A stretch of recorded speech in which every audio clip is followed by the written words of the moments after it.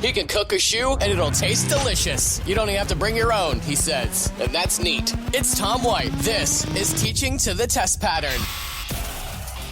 Hey, buddy, thank you for downloading this episode of Teaching to the Test Pattern. I'm Tom White, and this is part 2 of my conversation with Andy Blanton. In this episode, we talk about the facility build-out, where they transitioned from the old facility to the new facility with the ACC build-out. We talk about crossover season, how they're managing the end of winter sports and preparing for the spring sports, how he recruits people, how he staffs, what the biggest thing that he wants out of out of his people, and where he goes to find those guys. So episode 2 is a fantastic one. I'm super excited that you've decided to download it. You can download it thanks to our friends at Amatrace.com. If you go to Amatrace.com right now and you click on the front page and kind of scroll down a little bit, there's an article there about a trade-in promotion for the TC Mini 4K. So TriCaster Mini, we're probably familiar with that. The TC Mini 4K literally came out a couple weeks ago, and man, it's fantastic. There are no HDMI inputs. It's just NDI. And if you don't know what NDI is, stop right now, go back to, I think, episode 2 through 6, check those episodes out, and you will know everything you need to know about NDI. But this is Amatrace giving you information on how you can save up to $2,000 on the TC Mini 4K bundle. So go check that out, Amatrace.com. If you have questions about anything, make sure you go see them. If you go to their website and you click on Our Work, there's tons of schools that have they've just gone with Amatrace because they're rock stars. They're super awesome. There's Franklin County. There's Jones County. All these people are super excited. There's the South Carolina State House. So Amatrace.com, they love education. I love them. They support this podcast, and I can't thank them enough for that. So without further ado, here's part 2 of my conversation with Andy Blanton from Georgia Tech. Teaching to the Test Pattern. And we are, just to tell people where we are between McCamish Pavilion. We've got the tennis courts, we've got the track and field, we've got softball, we've got baseball all right here. Mm-hmm. Talk about the build out of this new facility for the ACC network and what the difference is versus what you had previously. Right. Wow. It's such an amazing contrast between where we were and how this has evolved. You know, I first started working here. We were my predecessor had bought like a bread truck style production vehicle that he would drive from venue to venue, so that we had one truck, and you know, we would just pick where we needed to be, and that's where we'd be. And then that evolved into a trailer back in early 2000s, and then from the trailer we had the opportunity to renovate Alexander Memorial Coliseum, now known as McCamish Pavilion. And when we built McCamish Pavilion, we built a control room. That's the first actual landlocked physical control room that we built. And initially it was only built to do games in McCamish. You know, that would support the men's and women's basketball and commencement exercises, convocations, things like that. But it wasn't long after we built that, you know, I realized, hey, this room is just so much more superior than that trailer we have. And it's such a pain to move this trailer back and forth. I have got to figure out a way to centralize so that we can do everything we do from this room and not have to be in that trailer anymore. So that's when I really started digging in on fiber optics, multiplexing over fiber, because we just didn't have 72 strands of fiber going to all of our facilities. We were lucky enough that the campus had, you know, put 6 to 12 strands in each building, and they had, you know, the pathway to route me one strand. And so they said, you have one strand of fiber. So I was like, can I get 4 cameras and then video board feed, a broadcaster? You know, how can I do this? So that's when I really started self-emerging myself into YouTube and to Google, and just totally taught myself about, you know, how optical technology works, how multiplexing works. So I ended up being able to sell off the mobile trailer, and I bought, you know, the most magnificent piece of gear that I could find, which was from Multidyne, called a fiber saver. And that basically took, you know, 6 inputs, 6 outputs, and muxed it together over one single strand of fiber. So, of course, my AD, athletic director, was, you know, he sat me down. He's like, what happens if that one fiber breaks? And I said, well, let's just pretend like it's not going to.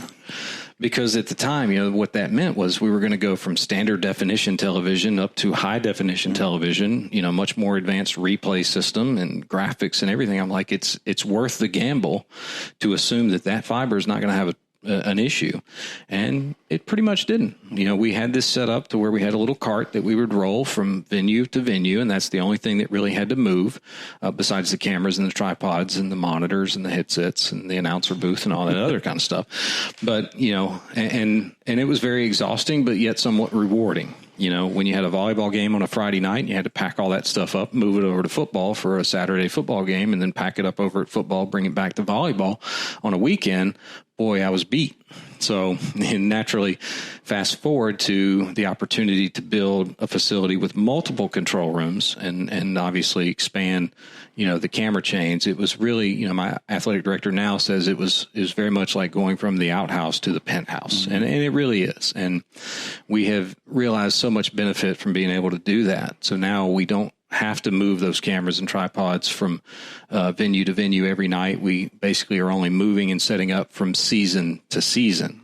So our basketball control room can kind of stay that all the way through a whole season. And when that's completed, then we transition that room and those pieces of equipment into the next season that comes around. So how do you handle a time like right now where basketball is starting to wrap, but at the same time, tennis, softball, baseball, track are all starting to come into full swing? How do you handle that time? Well, we're figuring it out, honestly, right now, because this is our first full circle. We started this facility. It opened in March of last year. So we really didn't have this time or this season in this building yet. So it's a work in progress, but we have sort of allocated that, we'll keep basketball out of our control room A, and we'll put baseball into control room B, and softball has initiated out of control room C. Tennis and track and field right now are just really set up for streaming only. So we have some IP cameras over there that handle, streaming of each court. I think our plan as we move forward is to enhance the offerings that we can provide our tennis team and actually do more of a broadcast. Tennis is just a unique sport because you've got 6 individual matchups going on at the same time. So you have to sort of pick and choose like golf, which hole or which court you're going to focus on for your broadcast. And when that matchup finishes, then you're going to have to, have the coverage to be able to move down to a 3 or a 4 court, maybe even a 6, and kind of show what's going on. So we're still kind of working that out. I think we will have kind of a phase 2 installation here in the next year or so where we actually add some fixed cameras over there that are HD SDI that we can pull back into our facility and then switch, out of a control room. But right now we're sort of just, we're streaming each court individually from a single camera. So it's not a high level production, but we want to do more for them. And track and field, they're going to tear down our press box. So right now we're kind of limited in what we can do there. So it works out for us. We don't really have to figure out what we need to do there. So we just kind of cover them with some B-roll and packages and features and things like that. So really, basketball is in its prime part of its season. We're doing those linear games for ESPN. And, so when that completes, then we'll sort of shift that control room into more of a bigger production of baseball, because then we'll start doing linear production for baseball. We have 8 linear home games that we'll produce for both ESPN and Fox Sports regionals this season. And that's up by 0 from last year. So that's a pretty nice addition to the schedule. Our baseball team's doing pretty well. So, or expected to do well. They did well last season, and we produced all 6 games of the regional that we host here for, the ESPN family. So it's, like I said, it's a work in progress. We're just kind of figuring out how it works. But right now, that's kind of how we settled it out, to where each control room is picking up a sport, and we're going to kind of stick and stay in that control room. Excellent, because that's one of the things that as a high school teacher we have to deal with is, right. Everybody wants us at everything, and there's not we don't have fiber run to all of our. Right. maybe one day. It's not honestly at the high school level. What we're seeing now is NDI, right, and it is been a game changer for a lot of us. So you're not just a one-man crew. Nope. What all do you have going on in terms of staffing? It's multi-layer. So right now I manage 5 staff underneath me, and I hired them based off of their abilities. I've got some folks who are pretty strong with graphics and the graphics system that we use, and I've got some folks who are really strong in just their producing and directing abilities, and then I've got other folks who are strong editors and creative folks. But ultimately, our family of misfits is made up of 6. So the 5 full-time staff and myself. And then we have a couple of freelance, more than a couple. That's basically how we staff most of our games is the local market here. We use in-town freelancers. And a lot of the folks that we use also frequent the other venues in town, like SunTrust Park and Mercedes-Benz and State Farm. And then the next layer underneath that is more of what we're picking up here recently, which is actually involving the students at Georgia Tech.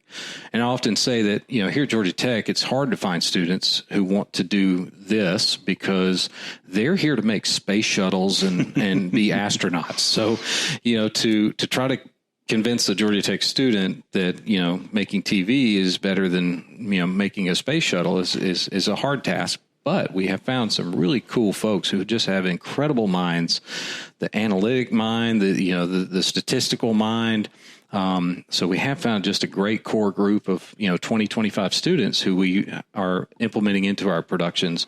And it's been really, really fantastic for us. So you mentioned about, finding your people. Mm-hmm. How do you train them? How do you take that kid who is only been in a book and doesn't really, have a background? How do you get them from that to helping you on the production side? It's a lot of trial and error. I mean, we had one kid who came in, he sat down, and his job for the day was basically to put the balls and strikes on the score bug. And, when he said, how do I know when a run scores?